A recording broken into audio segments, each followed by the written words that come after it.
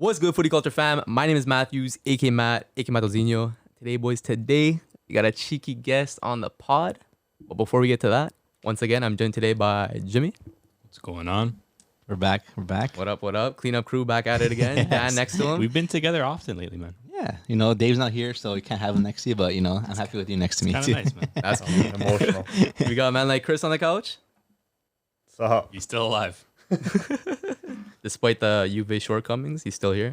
I know, fortunately. And then special guest, back again, man like Bernaldo, Hey. aka Dunlop, Hey. aka Dun Dun, or as most of you know him, Brendan Dunlop. Welcome again, bro. There you go. Welcome back. Thanks for having me, man. For yeah, sure, I bro. didn't know if I was gonna get a Brenzinho in there. I can graduate to that. But Dun Dun, did we speak about that? I wear that on the back of my jersey, or did one of you I think show you up? mentioned it. Did one of you show up at Lamport to see me running around out there with We Dun Dun? might be creeping around. We're recruiting. You're trying to recruit new players. fair. We were scouting Looking for talent, you know? There we go. Wow. Look elsewhere, bro. I mean, I got a horrible record in finals. I'm like Yeah? Klopp before Liverpool. Jeez. I am like not good. Dortmund. We lost in the final again. I'm 1 win and 5 losses in the final. Jesus. And the only win came on penalties, and my wife was there like heckling the other team. Like, this is a bad look. Like, you can't come here. Now I'm like, you got to come back because can't win without her. Good luck charm. I guess that's it, man. Jeez. But yeah, the first time you're here, basically talking about pre-Qatar, pre-Canada, and you actually ended up going to Qatar. Yeah, man. How was that? How did that whole thing happen? How did you end up going? It was amazing, bro. It was a trip of a lifetime. I got to work with FIFA, part of their in-stadium production team.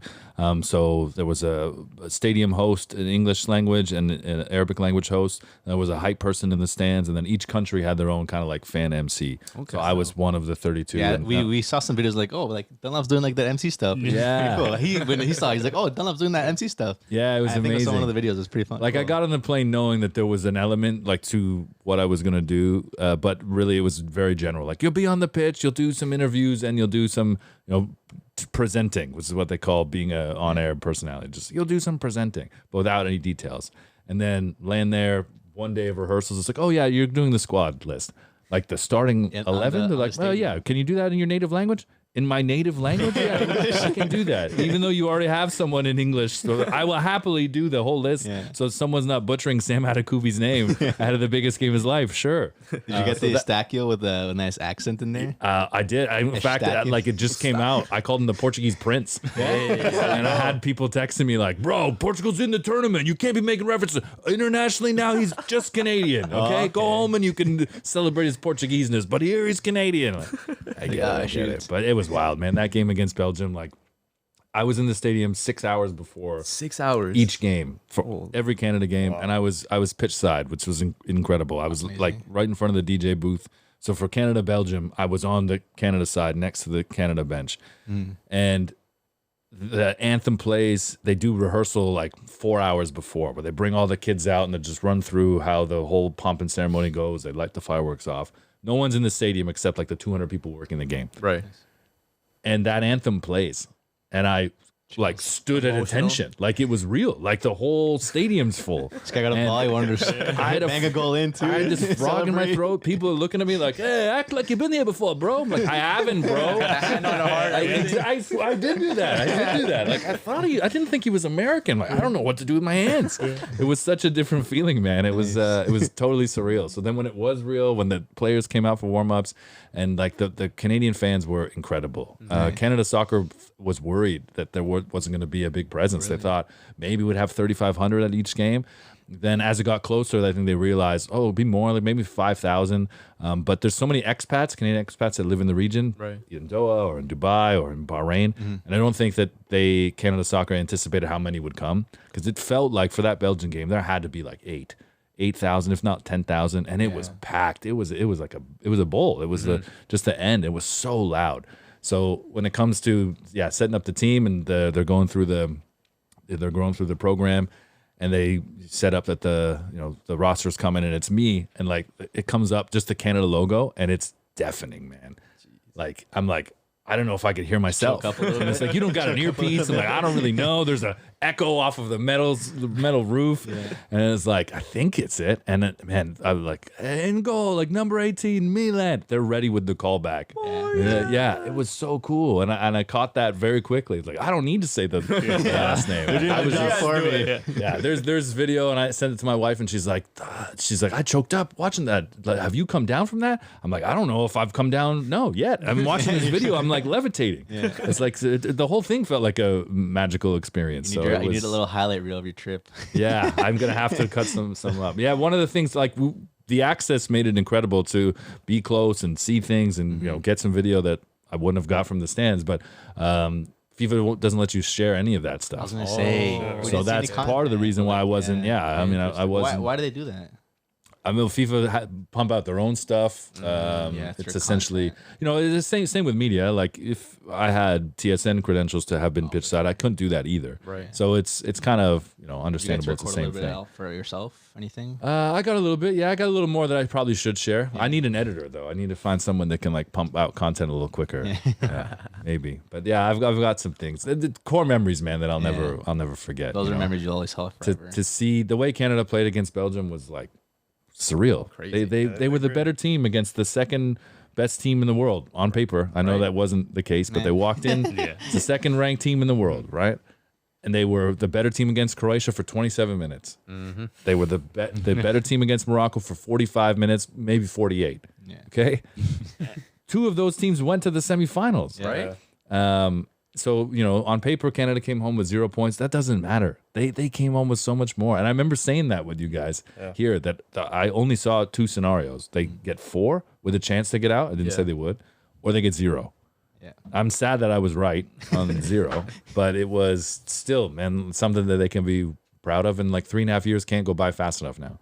The next one. Well, next year now, they're going to go Copa America. Copa America. Yeah. That'll be huge. We always talked about it. Like, if Canada are going to participate in the Copa America, like, not saying it's going to be as challenging as the World Cup, but there's going to be, if not equal to a little bit, maybe just the challenging is equal as much as with the World Cup. I agree with that. There's going to be the South American teams where you're going to be facing up against, which is going to be pretty good sides. Sure. Yeah. And then North America, like, yeah, you're the best in North America, but you still have to go up against U.S. and Mexico, who are still obviously thriving, trying to succeed. Mm-hmm. So if the next year for them to come up and, like, hopefully they're able to, like, produce something. Yeah. And come out of the group maybe with 4 points. Yeah.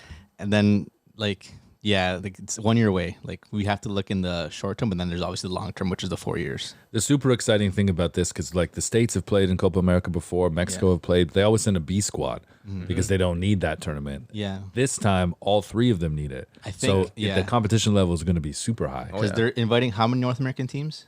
It's going to be 6. 6. Oh, they're inviting that many? But I don't know. I feel like for them to achieve any of those teams who win a Copa America is like, I think is better on paper than be like, oh, we won a Gold Cup. Oh, for sure. Right. Yeah, 100%. Of course like, it is. You're beating the best better, right? South American teams. You're literally winning like a different continent's cup. Yeah. Well, even in women's soccer, this is the thing with being Olympic champion and being World Cup champion. Mm-hmm. Being World Cup champion, you're going up against the best teams in the world. Being Olympic champion, you're going up against 8 teams. Yeah. Not even the best teams in all the best teams in Europe, right? That come out. So Canada has a lot to prove at this World Cup, Women's World Cup in the summer, going in as Olympic champions and actually now facing a real test where semifinals would be like a medal equivalent for Canada this time. So for them to get there for the first time, I think the Canadian women's team has a good chance of doing that. Yeah. So now Herdman. Yeah.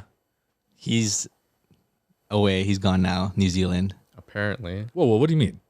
Apparently. No, he's not. You didn't see the Canada soccer came out. Rumors. They said. Oh, okay. Yeah. Oh, did I kill your tee up? No. Because I don't know if the same day release, same night. I'm like, man, we're 6 hours behind. Someone update his Twitter page. And then afternoon, Canada Soccer released a statement saying that he's gone. But like now, I've always been one to say they kind of need something different for them to succeed for the next 4 years to come up in the World Cup. But even having to prove something in the Copa America would be something great to see from Canada.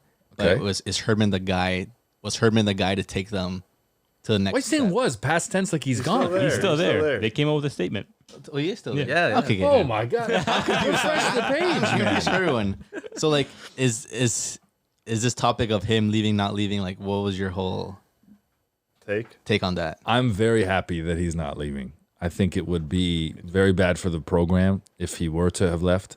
I think it would have been a real setback for the game in this country if he'd left for the New Zealand job, particularly, because I think a lot of people that have come into the sport or have been casual soccer fans, and you probably know a lot of them as well, but never cared about the men's national team. Yeah. And even on this, run, that maybe they were born in Canada, they've grown up in Canada, but that's not their. The Canadian men's national team was never their into the sport or their connection to the international game. So it was going to take something really special to really hook them.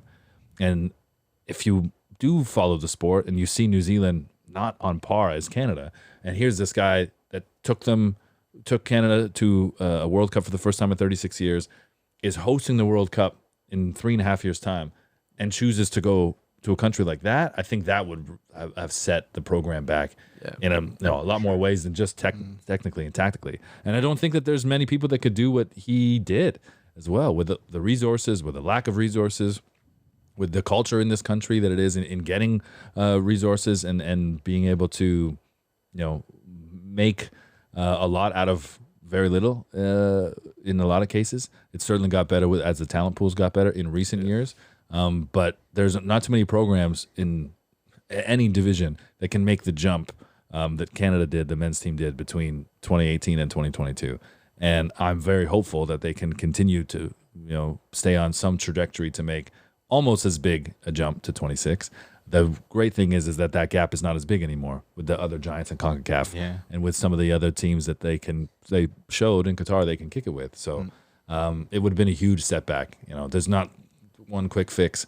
Bringing in someone like Carlo Ancelotti. Could you imagine Carlo Ancelotti doing the rounds with Ontario Soccer and going out to Alberta to have to do luncheons and like that? No way. It's not really realistic too, right? Yeah. Right. It's not realistic. And I just don't think he's sitting there having conversations with guys like Ike Ugbo trying to say, look, Nigeria might be cool, but you really need to choose Canada. I just don't think it wouldn't work for a lot of people like that the same way. So I'm very happy that that turned out to be false, and Canada Soccer came out and said that John Herdman stand. Yeah, it just wouldn't make sense for both parties, I think, because if John Herdman leaves, what's Canada Soccer going to do? Who are they going to hire to replace him? Is there anyone better that one they could afford to hire? And two, with what Herdman's already done, would it make sense to bring in someone else? I don't think so. I think there's a lot of people that thought Canada got found out tactically, and maybe Herdman got some things wrong, and he's admitted that he did.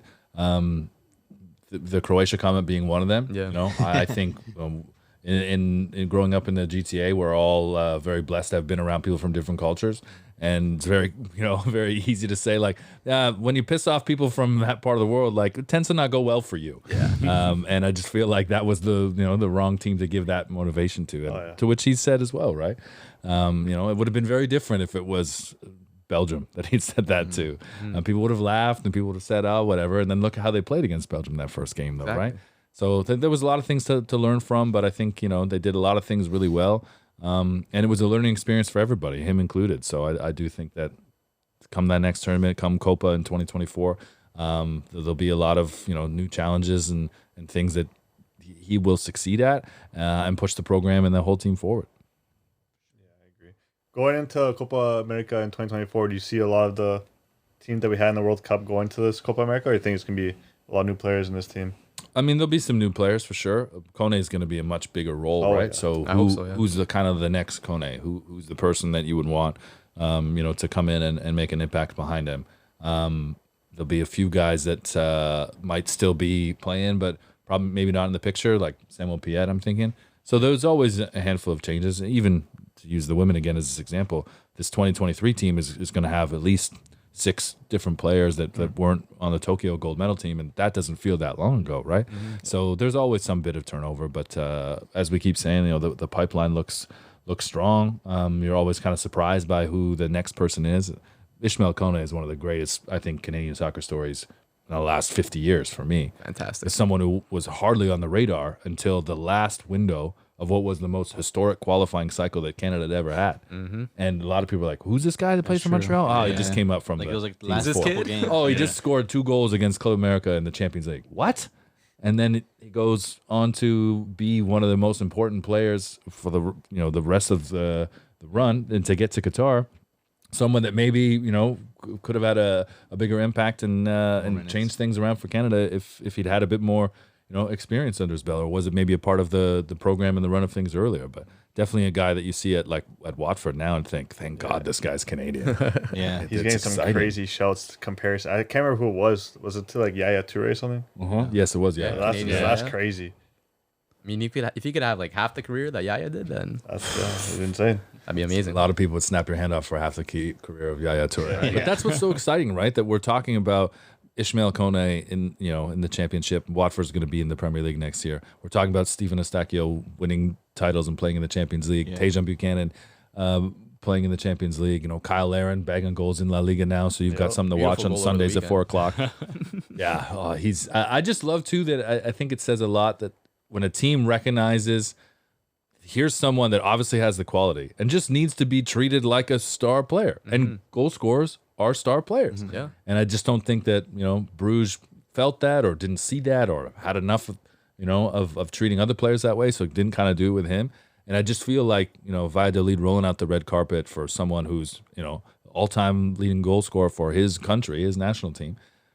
That's how you treat a player. And instantly he's made an impact. So, man, I think I bet right now Valladolid's going to stay up. I really do. Yeah, because they're fighting relegation right now. Yeah, they're on the cusp. Yeah. Or 16. So he went to go hug Ronaldo after that too. yeah, hopefully R9 gave him some pointers, man. Some tips, yeah. Oh, that's Imagine nice. Yeah, it's Oh, Amy Owens. Yeah. You don't watch the Zone documentaries, bro? I actually Come on, want to man. watch that. This guy's still watching his Serie A halftime shows and Rye. the Fubo TV. There is, like, it's just- oh, He's there watching is? his Roberto Baggio VCR tape still, bro. Is it weird for you not to watch MASH when the game ends, though? Just like, yeah, a little bit. it's or like, like everyone loves Raymond. Yeah. oh, right. Or who's the guy that's always traveling with lemons? Rocco? Is it David Rocco? Rocco, It's like Dolce every Vita. yeah. But like, I love all of the. He's got a cacio e pepe that's with lemon instead, and he's always about like rubbing the lemon on the bowl. Like, oh, don't put it in the rub it on the bowl. Like, okay, I've tried a few of them anyway. But yeah, like this Canada team is always looks like there's always gonna be improvement. Like it's not gonna be a established and stable team like a lot of these like top 10 teams, or like Belgium, for example. They took the same 20 guys to every single tournament they've been to the last 10 years. 10 years. Yeah. And look what's gotten them now, right? But that's a bit of a rarity in itself. And Yeah, that, for like, sure. I mean, Helps Brazil doesn't do that. Spain doesn't even do that. doesn't. Right? That's what I'm saying. Like that doesn't help the growth of the nation as well as the players to giving them opportunities to different players here and there. Like obviously they're world class players playing for Belgium, Right. but there's always room for improvement. Let's say someone is out of form, or let's try something else, try something else, a different. But they're playing the same formation. Belgium. Yeah, Yeah. forever. And like surprisingly, like not surprisingly, so I didn't think they were gonna do that great. Yeah. But ranked second in the world and performing like that in the World Cup. Yeah. Pretty disappointing. You know, not taking anything away from Canada because they played amazing, but that made we looked really great, really well against Belgium, which maybe was a little bit overwhelming going against Croatia and Morocco, thinking like they were weaker sides. Sure. But definitely 100%, you can definitely see that. We all saw that Croatia and Morocco were way above Belgium. Belgium's level. Yeah. So, a lot more. So Yeah. Jonathan Osorio said that too, that after that Belgium game, they all felt like, man, we're going to win the World Cup. Like, look what we just did with the second ranked team in the world. And like, one moment of magic. And it was Eden Hazard had been decent in that game, but crap. And I thought, like, how are you wearing the captain's armband? And I spent a lot of time with some Belgians in Qatar, and everyone I met that was from Belgium said that Canada was the team they were most afraid of in that group. Interesting. And to me, that was such like a compliment. Yeah, for sure. I think I even said that. The first like, oh, time really? I heard that, I went, "Oh, well, thank you very much for that." And they're like, "Oh, you don't agree?" I'm like, "No, I wouldn't agree because we don't have a very high opinion of ourselves as Canadians, and we've never been here before." Exactly. And I just choked up listening to the anthem in rehearsal 6 hours before the game. So yeah, I have some doubts. Like, let me tell you about CONCACAF, bro. Why I have doubts. How much time you got? Put some Jan Arden on. So of the whole World Cup, obviously you saw live, which player was the most, I guess, like let you down or really wasn't like Let me down. wasn't performing to what you expected, or like what one player really outshined and was like, wow, like like he came to the World Cup and was like ready.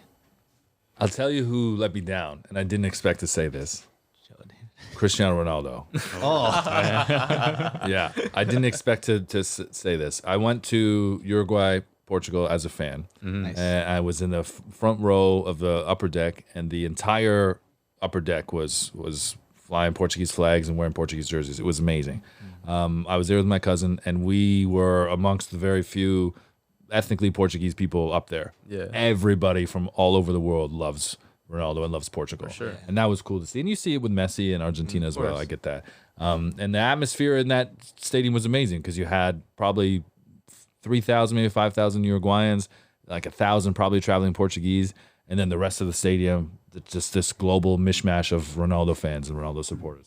And watching him play against Uruguay, I feel like I saw for the first time something I neglected on TV forever because I didn't want to believe it, that he doesn't press and it lets the team down. And there was a few times where I just thought, this guy's like me out there. Like, I have no endurance to press. So that's why I just float up top. But you're Ronaldo, man. Like, there's just a few things I just felt like he could have been a bit more aggressive at and done a little bit better. And that was the game where he tried to claim the header off of his hair. Yeah. That it didn't touch, right? And it was like, I wanted to see something more. And also feeling like that might be my last time seeing him in person. I was supposed to go to Italy the week the world shut down for COVID. I had this great boys trip planned. I think I said said on the last show. And so even when I went to Europe, I went to 2 Man U games. And he didn't play either of those games. Oh, and those are the last 2 games where like him and Ten Hag were not like connecting anymore. right. So it was the game against City where they lost 6-3. He didn't step on the pitch at all. Yeah. And then the game where they beat Tottenham, where he ended up leaving early. So I was at those 2 games, and he didn't bother playing. But my brother was able to see him against Sheriff during the Champions League game. Okay, there you go. Europa League. Tell the Europa League grandkids game, that. sorry, Europa League. Europa League. I saw Ronaldo score in Europe. Oh, yeah? Well, who was against? Oh, Sheriff. Well, really? Sheriff. Oh, amazing. Yeah, Police officers? Yeah. So, yeah, Ronaldo, man. Good luck to him. And Yeah, sad. I would say I was disappointed to see that in person. I also was disappointed that I didn't have the opportunity to get like closer for any of those games. I often thought, like, what would I say if I was like, if he's just walking through in the tunnel, like, would I have be to say stumbling something? on your own words. Like, would I in Portuguese? Would I say like, I mean, my Portuguese? What would I say? Like, just tell the guy it's my mother's Portuguese. Yeah, ask him how he is. What would I say? Come to MLS. Yeah. See my tweets, man. You should play with Insigne and Bernadeschi. You'd be amazing. Do you still think he's going to play at the World Cup when he's 40? Yes. His last pod, you said You think he so? was. I do think so. I do think that he's just so.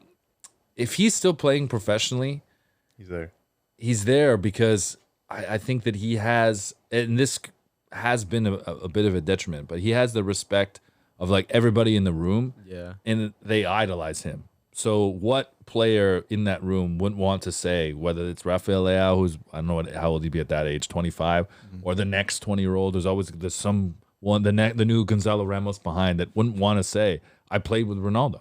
You see this in the NFL with guys that are like, they know there might be a better quarterback that would give them a better chance. But if they could win a playoff game with Tom Brady, a 45-year-old Tom Brady, they're signing up for that, right? Mm-hmm. So I feel like it's that fight and fire with him is never going to die. He's going to have to change the way he thinks about his role and his impact. And that's something he didn't seem to do early enough. Certainly didn't want to do at United. And now he's in a situation where he's just printing money in Saudi Arabia. But after the first couple of games, no one's talking about it. I've actually seen a lot of Saudi Arabian fans or Al Sadd fans actually like kind of pissed off at his performances. I was just on Twitter, just saw them like, It's like, we paid this much for this guy. Yeah. He's not Oh, they are sad, but they're Al Nasser fans. Yeah. I'll ask Wrong team. whatever team he's Sorry, at. bro. You just stepped into it. I had to pull it back. I'm like one of the few people that's like a semi-Saudi soccer expert because when Sebastian Giovinco went there, I caught myself like the 8-hour time difference worked to like my advantage a lot, particularly in breaking news. Google Translate and the Arabic is very effective. I learned that a few years ago. So this also came in handy at the World Cup. There you go. But I saw my first night in Bahrain. It was the Riyadh derby, Al Nasser against Al Hilal, and Sebastian Giovinco had just moved there. And we're walking around Bahrain, and there's this TV projecting on the side of this giant concrete wall. And there was like a bar patio, which you wouldn't have known if you didn't hear the match broadcast. And I just look up, noticing immediately this is a game, and there's an ISO of Giovinco. Like, what is this bar? We got to find a way into this bar. So we sit down, and we're with all of these Saudis in Bahrain with hookah and drinking beers and watching the Riyadh Derby. So Al Nasser's been on my radar since 2019 when Javinko went there. OG, OG. I was the OG Al Nasser guy. Yes. But what are your thoughts on Martinez now and the future for Portugal? Yeah, it's. I'm hopeful that things won't be as bad as I feel like they could be. Also, the Belgians that I met, every one of them said that losing Martinez was a travesty, which blew me away. Really? Because they all felt as though they didn't deserve to go to that World Cup in Qatar with him. That him staying, because I thought after the Euros, there's not a chance in hell Roberto Martinez is still there. No way, right? Yeah. This team probably isn't going to win the World Cup in Qatar, but you wouldn't be shocked on paper had they gone to the semis, like leading up to, before you saw who was on the paper. Yeah. But the idea of this World Cup coming not that far away from the Euros, it's when they seemed like they had a team to really challenge They were and to be semifinalists? champions. I just felt as though that was it. That was the end of the road for him, the Euros. And then they go to Qatar, and just the reaction from Belgium that they felt so fortunate and undeserving of him at that point. Wow. That the players had let the team down and let the country down. It wasn't actually him. That leaves me somewhat hopeful that as a non-Portuguese person coming into a program that also has kind of got a little stale, and that's not all on Fernando Santos, but I think they needed a bit of a refresh as well. So I'm hoping that here's someone with a bit of familiarity, at least with the culture. He's it's not a complete, blank canvas for him or a confusing situation. I do think that he's going to bring something to that program that they have lacked as well. So I hope it can come together on the pitch with the national team. Hopefully, he doesn't continue his name as a serial bottler for golden generations. Yeah, Because Portugal's next 4 years look pretty good. Yeah, this is probably the golden talent, generation bro. right now, man. Yeah. they have a ton of talent. I mean, you look at Gonzalo Ramos is someone that very few people that weren't watching the Champions League knew anything about. But I tell you, I never thought I'd be wearing the hat of the biggest bank in all of Western Europe. Yeah. Right? But the Bank of Benfica just 120 keeps mil. cashing in. So yeah, That's awesome. I know for sure. But going back to Team Canada, which player really underperformed, you think, for Canada? underperformed. I mean, I had hoped that Kyle Larin would have been able to have a bigger impact when he had come on. Was it against Belgium at the end, and then he'd come on? Because he started for Not Croatia. against Morocco. I think against Croatia. I had hoped that we would see qualifying form Kyle Larin. It's unfortunate that move to Bruges didn't work out for him. Yeah. I'm really happy for him at Valladolid now to have started with such an impact and made such an impact from the beginning. I really do think he's someone that can hit that ceiling he had at Besiktas. I thought for the form that Jonathan David was on for his club, I expected more from him at the World Cup I as think that's the well. one player we all mentioned was Joe David. Yeah, Joe Because David he for didn't sure. stand out for us. He wasn't No, visible. no, he wasn't. It was mostly wing play, but who were they looking for? They were swinging that ball into the box, but Joe David Tejan wasn't had a there. lot of the ball. Yeah. Yeah, And Davies was driving the ball a lot, but it wasn't the same kind of Joe David we saw during qualifiers. Obviously, the competition is a lot different compared to what we were going up against, but it was he was always kind of behind. He wasn't really an option going forward. yeah, he wasn't playing to his level, right? And he wasn't able to be involved in the game the way you've expected him to be and the way we've seen it before when Canada's been really successful and he has been at club level begging goals. And I think it made other players feel like they had to do more. Alphonso Davies did a little too much against Croatia, the too much against Morocco as well. And if Jonathan David was on form, then maybe you don't have that. So it had a bigger impact on the team, I think, than maybe some other guys. I thought Kamal Miller was amazing. I think that's the that's back, one player we all mentioned. Was Part of that one mistake, he was outstanding. phenomenal. Yeah, honestly. Yeah. He was outstanding. Stefan Eustachio was a massive loss. It was very Yeah. clear that the tournament fell apart for Canada when his knee fell apart or whatever injury it was, which is unfortunate for him. But it just shows, how important he can be. And I think, there's one player, talk about Copa and coming up against different styles and being in different environments. He's going to thrive in Copa America. There's a handful of guys I think that are built for that. If Lucas Cavallini can get back to a big level, there's someone that could thrive in that space too.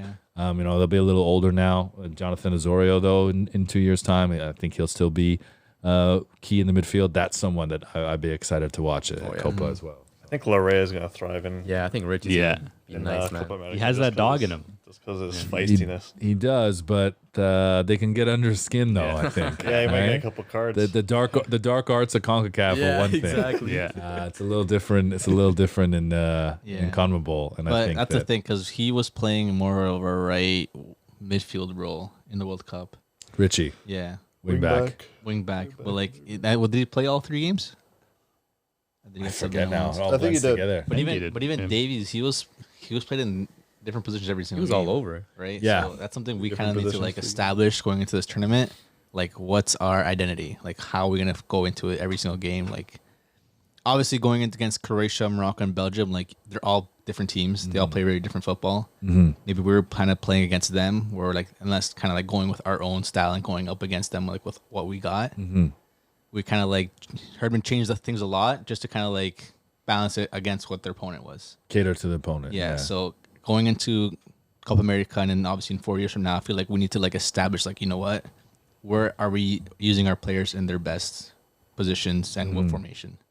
Because using Davies as a right winger, as a left back, as a left mid, as a striker, sometimes in qualifiers, like, yeah, he's our best footballer, but where is he the best and where can he provide the best for the rest of the team? Yeah. Right. It's not like you're only going to be like, yo, pass to Davies, like, you know, pass to the Italians, pass to the Italians, like, you know, kicking and screaming. But like, I know Davies is the best player, but it's not like, you know, just look for Davies, because, you know, it's what's going to be the best for the team when coming up against whoever. But Sure. It's a tricky thing to solve. I mean, Herdman played him at left back against the United States before the pandemic in that second game of the Nations League.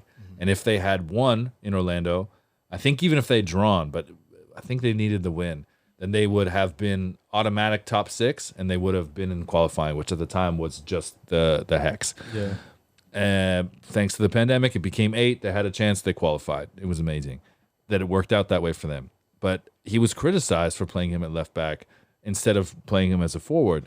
And afterwards he said, he's one of the best left backs in the world. And it allowed me to put other guys on the field to field what he felt was like his strongest 11 bodies.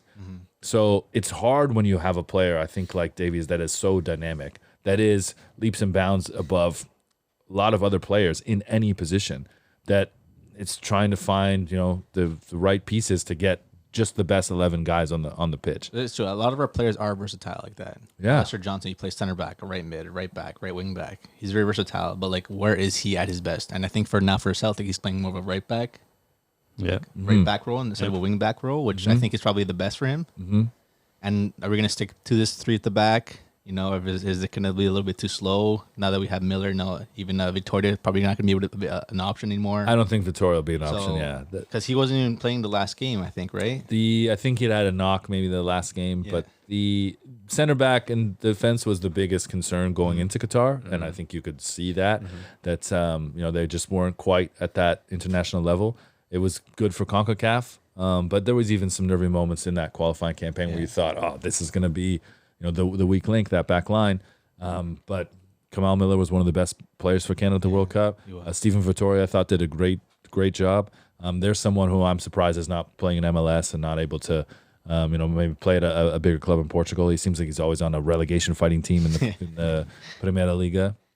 And I'd like to see him, you know, maybe get one last ticket at a chance to win a title somewhere. But I feel like it'll come. I don't know. I can't tell you who it is. No, they'll for be sure. there next. I think every part of our team needs a little bit more of improvement. Like obviously the defense is getting a little bit older with Victoria. Yeah. Borjan, is he going to be there next 4 years? Probably not. We have not better, but we have options on the bench. A lot of options. Max Crepeau would have started at this World Cup one of those games. There's the other youngster. I truly too. believe that. Sinclair. If he didn't break his Sinclair leg, too. Dane Sinclair will be a World Cup caliber So goalkeeper very soon as well. The midfielder, you know already, there's a lot of players coming into the midfield, and then going forward, you know, there's Joe David, who's obviously he's going to be at his prime hopefully when the World Cup comes up, and then Davies too, like primes, Buchanan primes hopefully, but it's just like, are we going to use them at their best and in their best positions? My whole life, Canada's been trying to find an identity. This guy wanted it in one World Cup. No, I just wish we had an identity. but it's weird though, because like I hope by 24 we got an identity. because Buchanan too, he plays right back for Bruges. He plays all over. Play center back too. Center back, right back, right mid, right wing. It's unfortunate because like now then you go and set up the team. I'm sure Herdman's like shit. Like these guys can play everywhere. Right. Like now it's a little bit more difficult for him probably to kind of set up the right 11. That's what I'm saying. And I think like Davies being one of the key cogs in that difficulty in finding how to get the best out of the lot that you have in front of you. But that's a great problem to have, man. And think so? I do think that he's a guy that can figure that out. Yeah. I think he's a guy that can figure that out. And I think it'll become easier as they have more tests against different opposition. They need just not being able to play nations outside of CONCACAF, man. That game against Iran, was blown up for a lot of reasons, geopolitical reasons. From a soccer perspective exclusively, that would have been a phenomenal test for Iran. Exactly. For Canada to go up against Iran. Yeah. Play a completely different side, an unfamiliar side to a lot of those players, and someone I think that tactically would have really tested and pushed them. And they got that against Japan, and they looked pretty good. They got that to a much lesser extent, and it wasn't also the same team against Bahrain, but just in the sense that it was a completely different style. I think that prepared a few of those guys. Jonathan Osorio, I think Laren were maybe the only guys that got some minutes in that game that ended up playing the World Cup.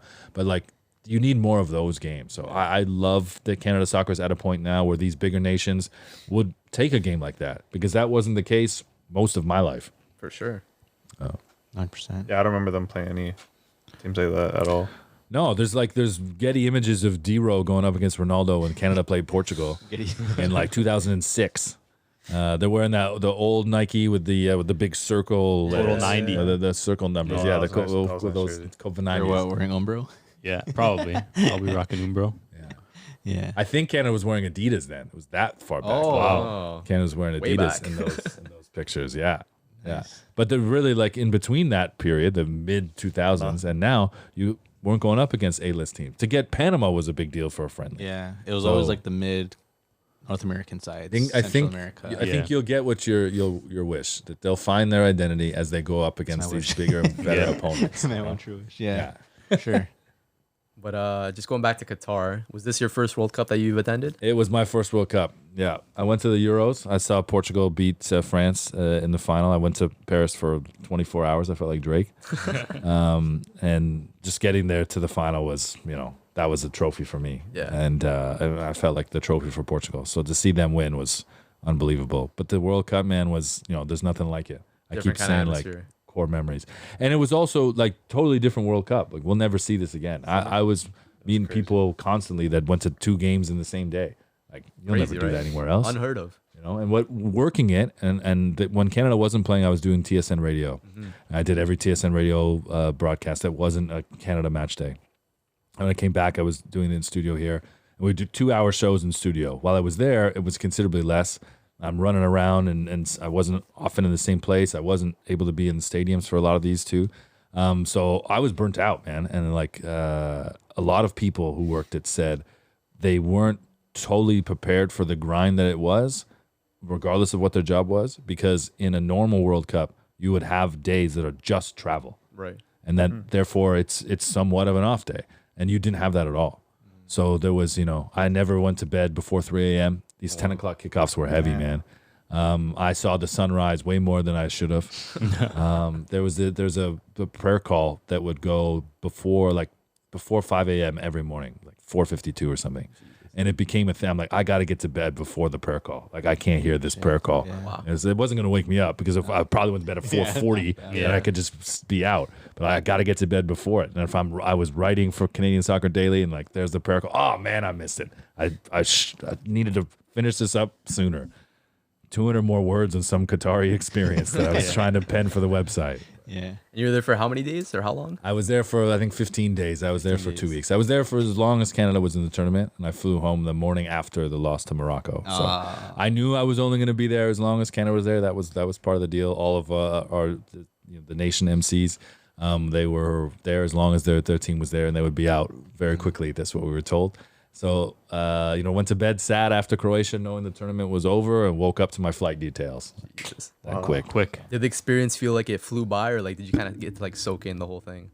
I feel like I really tried to, soak it in. I tried to have some moments, and I got some really cool moments. In not doing radio for the earlier games that would have been like 5 a.m. here, I was able to kind of get out. I watched games in different places. And the souk, which you saw on TV where the studio was for TSN, that whole souk marketplace. That was cool. I saw like the camel rides and stuff. Yeah, there was a lot of that going on. It's right on the water, the place they called the Corniche, which is where the big fan fest was, and you would walk for miles. What surprised me was how far away everything was. Really? Far away in the sense that it just meant everything was built to facilitate a lot of walking space.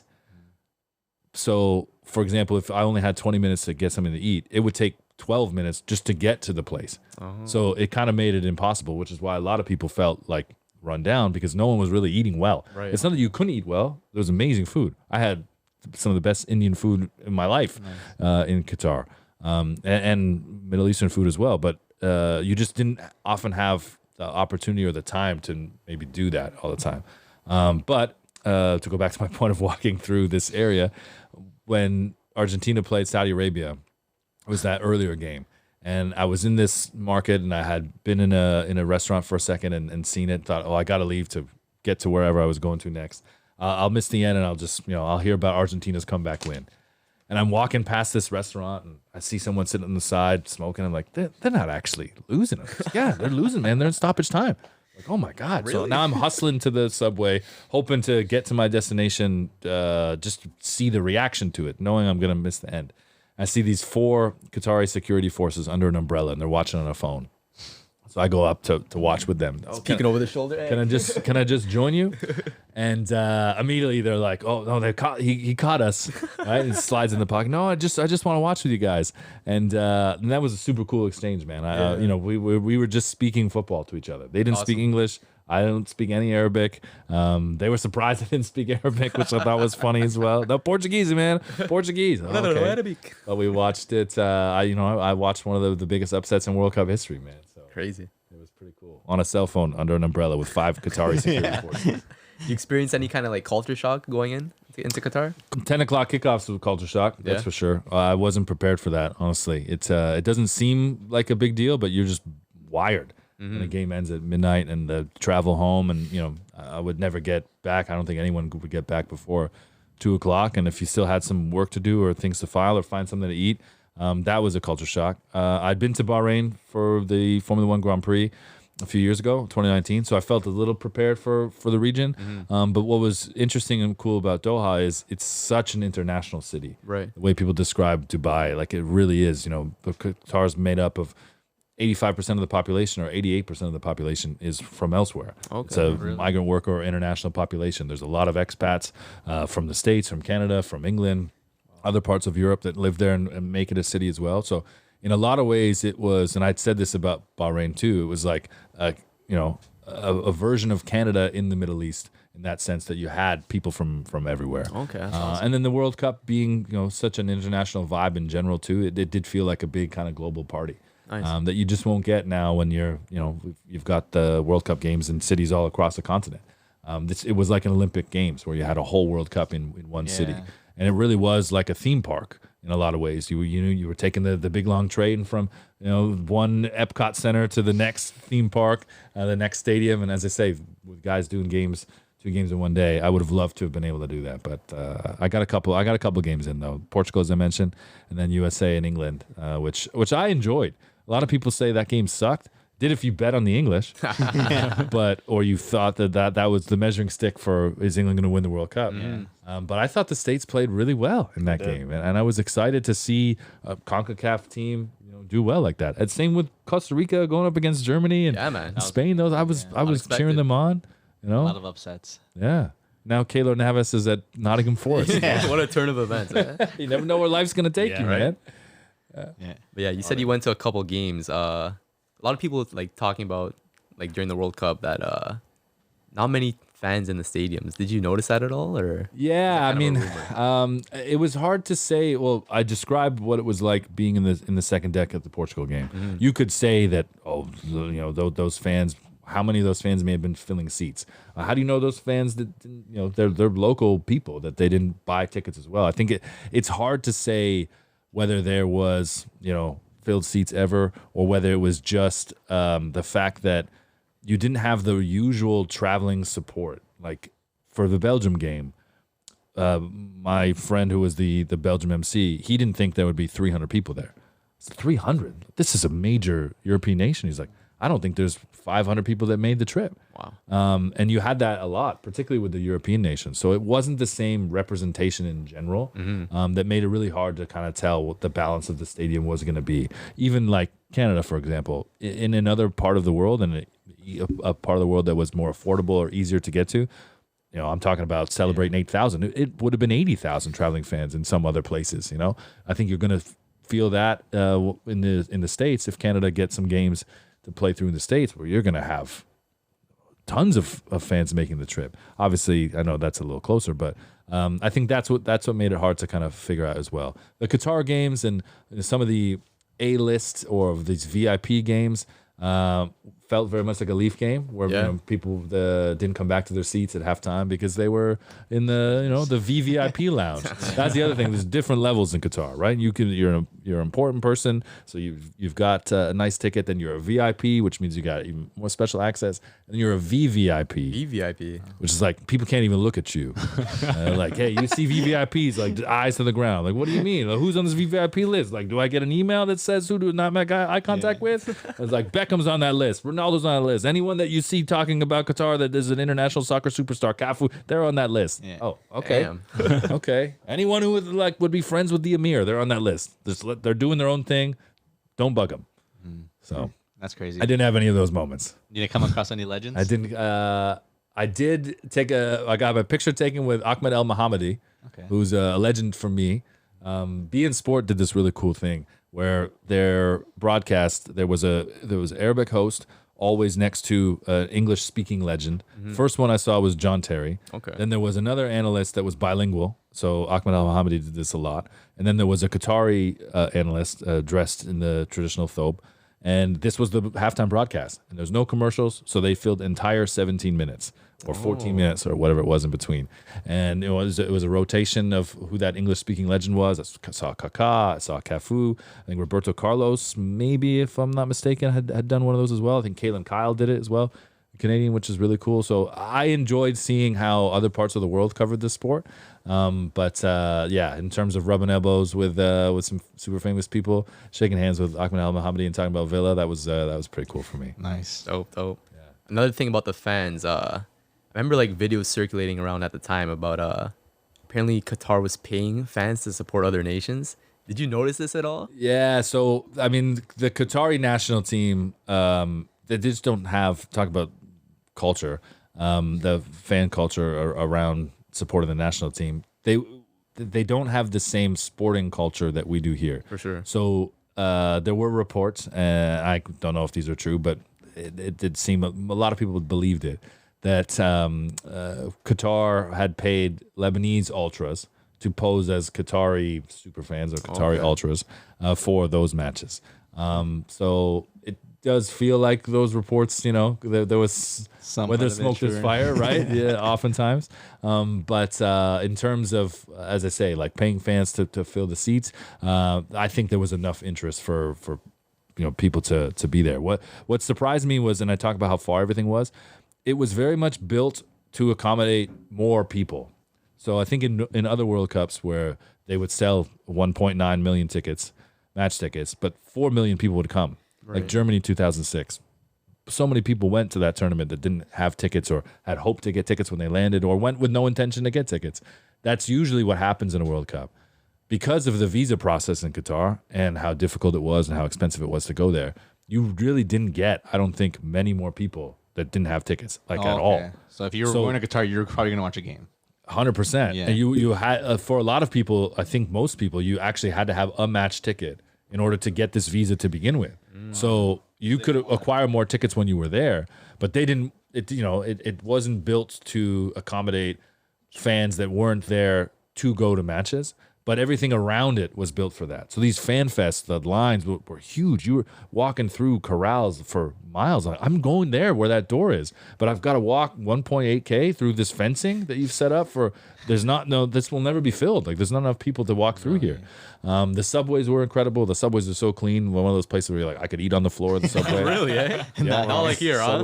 Definitely not like here. Definitely not like here. And the transit was good. You connect everywhere. What surprised me was Ubers were so cheap. Yeah, I was taking Ubers for less than like you buy lattes. Really? That's crazy. Regularly. I would go 8K. There was a couple of places that was like it was 8K, and I was paying $3.34 for Uber. Jesus. I was hosting these Canada soccer parties in this beautiful part of the city called the Pearl, which is like this expat paradise. It's very much like I would describe it as like the city place of Doha. Okay. But well, actually, if you know Toronto, then you get the reference. But it was very much more like Miami vibes. Like the buildings, the setup. Like if you live there, it's this exclusivity of South Beach is kind of where I'm going with that. That place was like $30K from where I was staying, and I never paid more than $12 Canadian. Wow. Never. That's crazy. Normalize cheap Ubers. Yeah. Let's normalize cheap Ubers. That should be the next thing. Yeah. Let's get a footy culture for our national team and let's normalize cheap Ubers. There you go. You got to start, man. If you got to write this down, these positive affirmations every day. Yeah. Put it in your journal. Yeah. Would you say that you had like a most memorable moment of the whole excursion? Oh, to pick one, I think I feel very blessed that I have a few to choose from. I feel like I've told the story about watching Saudi Arabia beat Argentina under the umbrella with the 5 security forces several times. Seeing Canada play, man. I was pitch side when Alphonso Davies scored that goal, and that ball comes in from Tejan, and I felt like the stadium went silent. Like I could feel, and it was probably just that I stopped breathing, right? But it just seemed like that ball goes and it's soaring, and he just hit it with this trajectory, and you could see Fonzie, and you know how Fonzie moves, and you know in movies where they slow LeBron down in Space Jam and he's hanging in the air, that's what it was, man. And I didn't hear anything. Wow. I just watching it, and it was like I can remember being like, he just scored. The ball wasn't even there yet. I'm like, he's just scored. Like, you know it's happening. And then he puts it in, and it was impossible not to be a fan in that moment, which as like media, you're trained to like never not do, right? Reaction. Never show. The cool thing about this job was I was actually to engage with the fans. Therefore, it was undeniably that I was also one, right? And that I loved because, I shot right up out the seat. And the MC, though, the fan host, my buddy Nija, they're not supposed to show any bias towards it at all. Snap. And he's full suit, and he jumps, and he's like 5'5". Was a little shorter than me, sitting next to me. This man was as high as Fonzie when that ball went in. Just shot right up at the seat and goes running down past the DJ booth. Someone grabbed him and threw him back towards us. Like, you gotta stay here, man. And I'm getting tossed the mic to yell for the first time at a World Cup, men's World Cup, goal for Canada. That's Chilling. That was you. That's chilling. That was me, man. That was me. So if I had to pick one, you put me on the spot. That's I feel like that's got to be it. That's stuff you tell your kids about and grandkids about. Yeah, you right? screamed Canada's first goal. Goosebumps. Wow, that's even like. I'm speechless too. That's an awesome. That's crazy. experience. Yeah, Wow. it was surreal, man. It was that was the stadium. That should be your bio for everything. Yeah, I said goal at the World Cup. I screamed Canada's first goal live. Maybe I should change that up.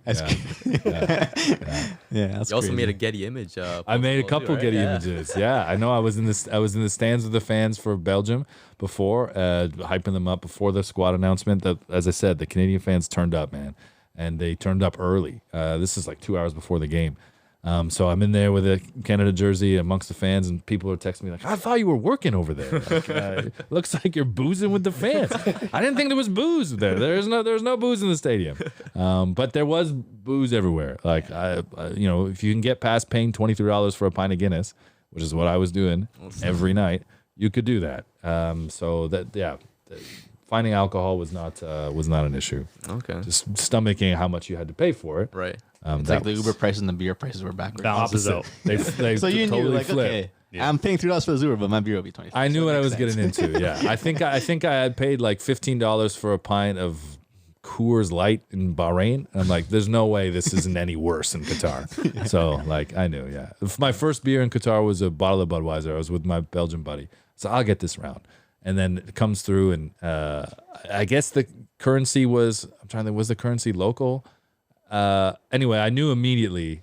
oh wow, this round, one round of 2 bottles of Budweiser, it just cost me $50 Canadian. Jesus. Yeah, no tip.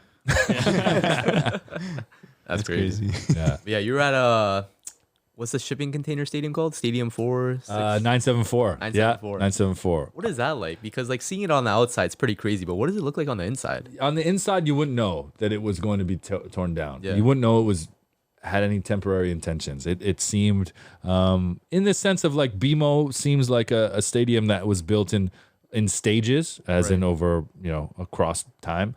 I would say the BMO is like a Lego stadium to me. I really felt like that at the beginning. Yeah. They kind of rushed it, they've added to it, but it's cool, right? And it's unique, and there's an element to it though that's part like a successful construction site and like part architectural marvel. And I feel as though 974 inside you would never know that it was being taken apart like that. Interesting. But outside it was funky looking, and they've already dismantled it and are reassembling it in somewhere in Africa, I think. They gave it to some African country. Oh, Yeah. It's cool. It's Yeah. nice to see. It's a cool story. That was my first stadium. I didn't actually do a game there. I just did this all-day rehearsal in there, in that stadium. And so, yeah, 974 was a cool place. Did you eat any of the stadium food?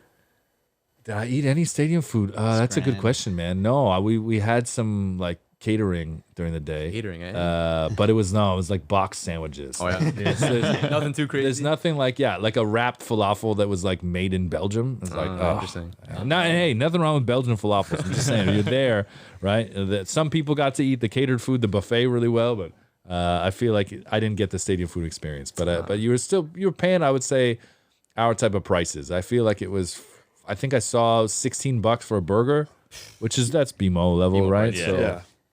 Makes sense. yeah. They're not as good a burger though. No? Nah, that when they cater the Western food, it's never as good. It's like, but there's a lot of people that like don't want to try anything local, right? It's like, Yeah, they want what's familiar. Yeah. I was cooking, and the grocery store was cheap, and it was like I said, the Indian food everywhere was everywhere, and it was amazing. So you could eat really well out there. Where did you stay? Was it like a hotel? It was a condo in a neighborhood. I was in this part of town called Al Mansoura. This is very much a mixed neighborhood. There was people from all over the world. I lived there, a lot of families, and kind of, what do you say, condo towers, not like Toronto condo, but, apartment living, which was cool to be like in a real, working neighborhood. There was a vibe there. Is it like a B&B though? An Airbnb kind of? No, I was like the company I was working with had not they the whole provided- building, but they at least had a bunch of floors. So okay. it was all kind of like a rental for World Cup workers. Okay. So I was going to say, accommodation apparently was like super hard to find in Qatar. Yeah, for a lot of people it was, definitely. And you had to pay a super premium. There wasn't, there was not enough hotel rooms to accommodate not just the fans, but everyone that it takes to put on a World Cup. You Yeah. think about like media in general. I don't know what the number is for accredited media, but I think it was 5 figures. It's like you're looking at 9,000 to 12,000 people accredited to help put this on so the world can watch it, right? Yeah. In addition to how many other people then are being brought in to do how many other things around facilitating it. The production teams from there was video editors, there was lighting designers. There's a lot of local people that would do some of those roles as well. But you're importing a lot of people to be able to put on the show. Even the It people really is a working, yeah. spectacle, right? Yeah. So, in addition to the fans, it was I met a few people. I met a few Welsh. In fact, I'm trying to think if there was any other people I'd met that had said that they were doing that day flight from Dubai.